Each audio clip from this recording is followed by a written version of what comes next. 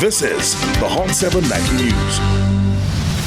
Good evening. It is Friday, January 12th, 2024. I am Daniela Edwin. Welcome to the Hot 7 TV Nightly News. We are on Flow Channel 117, Kiss FM, the Caribbean Hot FM mobile app, and the Caribbean Hot 7 TV Facebook page. Not forgetting those of you using the Hot 7 plug and play antenna. Thank you so much for joining us. The realization of an active local cannabis sector is on the horizon as key stakeholders approach the finalization of a draft bill. According to reports, the establishment of the necessary framework for legislation is currently in an advanced stage, and facilitators anticipate presenting the bill before Parliament later this year. Additionally, the forthcoming legislation will incorporate an amnesty, the specifics of which will be disclosed in the near future. Quinn Sejis tells us more. We wouldn't want to give an exact date. There are a few things that need to be put in place, but the regulatory framework is already unfolding. And so with the formation of the Regulated Substances Authority, once that commences, then the cannabis legislation will be under that authority. Local cannabis advocates could soon have the opportunity to participate in a legally regulated marijuana industry as consultations for the further development of the legislative framework moves into an advanced stage. This disclosure was made by Vern Emmanuel, the Public Relations Officer of the National Cannabis Task Force, on Friday, January 12th. The announcement follows the passage of the Regulated Substances Bill by Parliament last year, which paved the way for the launch of the industry. According to Emmanuel, the task force is expected to complete the review of the comment section of a new specified cannabis bill as early as next week.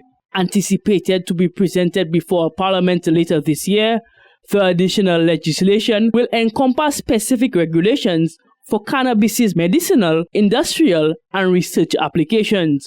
It will also incorporate an amnesty, the details of which are expected to be made available soon. We are at a very advanced stage in the disposal of comments on the cannabis bill, which we intend to complete next week.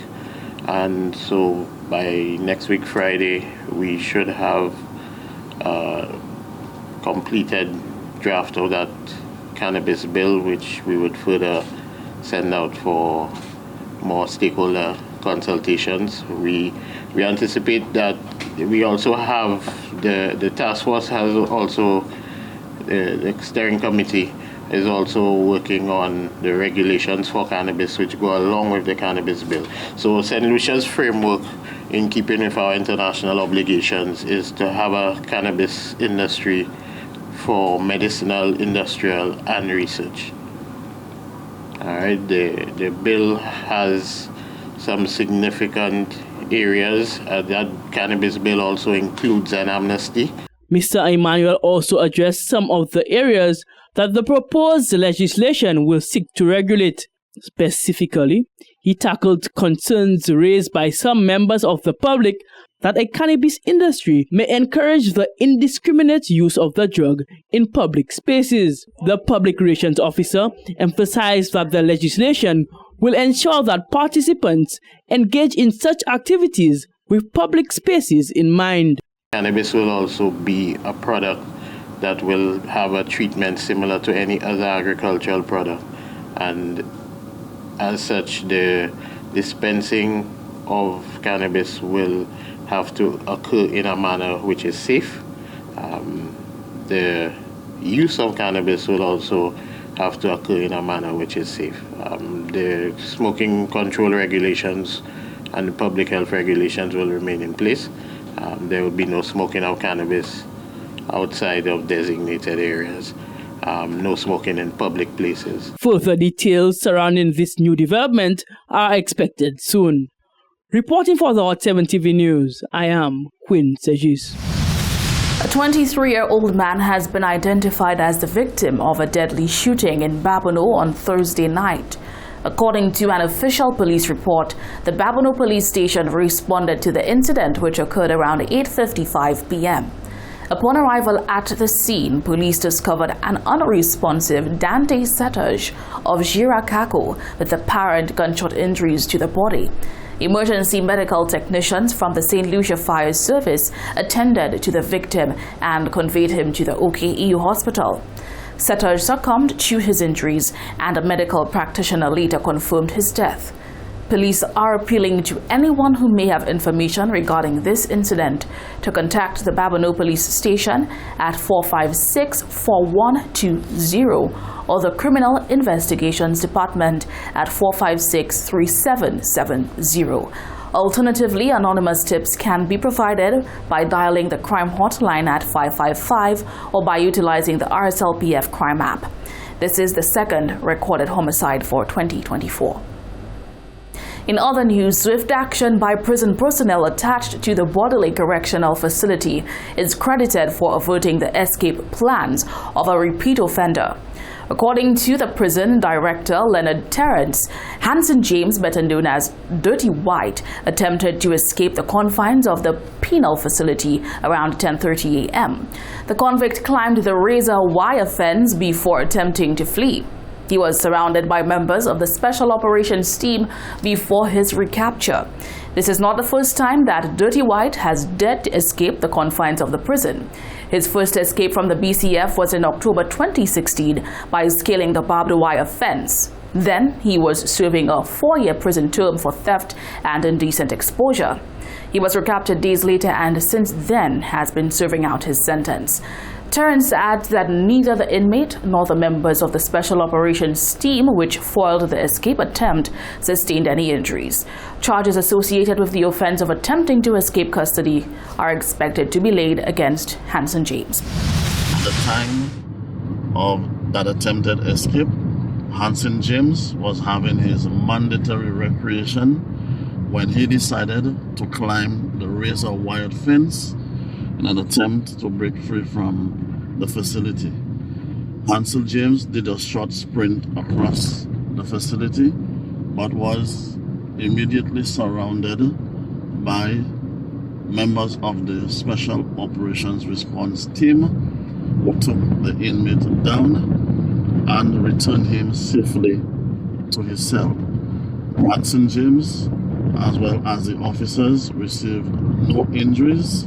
However, the Dennery Police Station was informed of that escape, and charges are expected to be laid on the inmate shortly. Still in the first segment of the broadcast, the POV. Tonight, we allowed you to speak to an open mic. Here is what you had to say.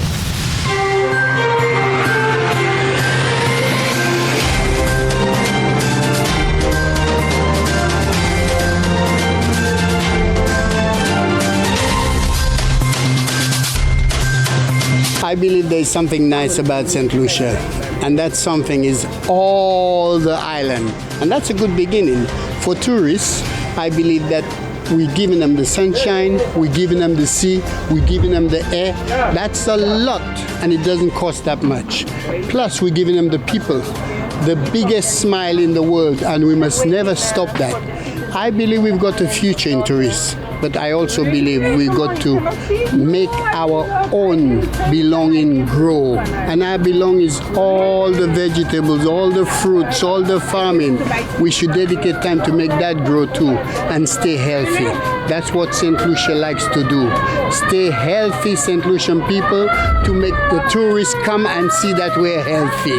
It's very important. We take care of them and take care of ourselves too.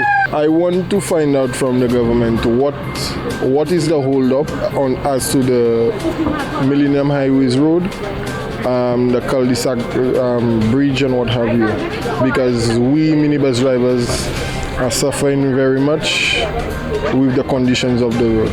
Moi voulais ces chauffeurs répondre nous bonjour et puis dit ces gens marchand qui drive là last do bout en mi-temps là où y a because l'autre bus ni pour passer.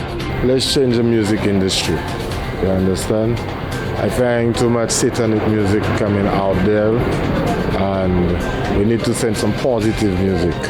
Imagine I was like, when last these ladies go in an event and get some good whining song, instead of those gun song, ba, ba, ba. So then we need to change our perspective of playing music and educating the young folks out there. Because right now, if it's not about 6 or 7 or this or that, they don't want to wait. Star on it, Red Radar Vibes will give you all some positive music and uplifting music so that you'll see a different light in the events.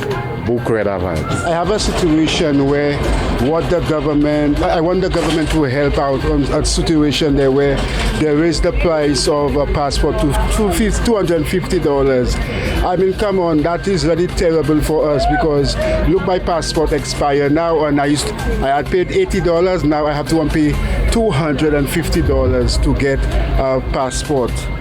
You understand? I mean, y'all should look into that for us and stuff because y'all said y'all putting us first. That was the first thing y'all said. Y'all putting solutions first. So if y'all putting solution first, why a passport is $250? So y'all should bring the price down to maybe put it $100, not $250. That is hard. That is hard on us. Our ladies, they need to step up to the plate and start helping them and pay their bills for them. Don't make them go astray out on the street and not knowing what to do.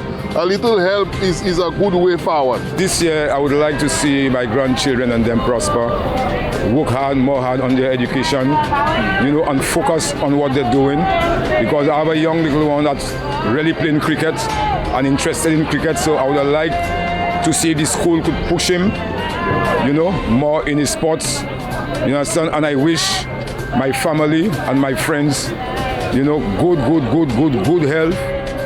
But they must have wealth to have health, for this year, and for each and all of us to take care of our physical, how we can. But we all know anything we own don't belongs to us. Because even the money we play in these hours, it belongs to the central bank because they could devalue it and we can't say nothing. Even our body we cherishing is not us, ours. It go back to the earth, it decay. So we really don't have nothing. Even though we boasting, we have house, we have land, we have car, we have this, we have that. We don't have nothing because you must go and live everything. So that is all what I have to say for the new year. And I want everybody to have a healthy and a wealthy life to live and stop the violence, stop shooting and killing one another. It's time for black people to come together as one.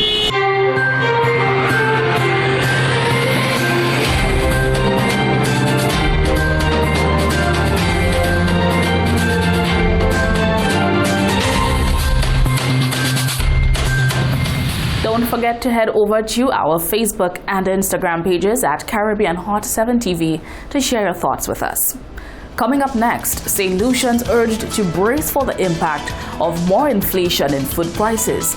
And a former MP highlights what he says is his successor's failure to follow through with development plans for an impoverished community.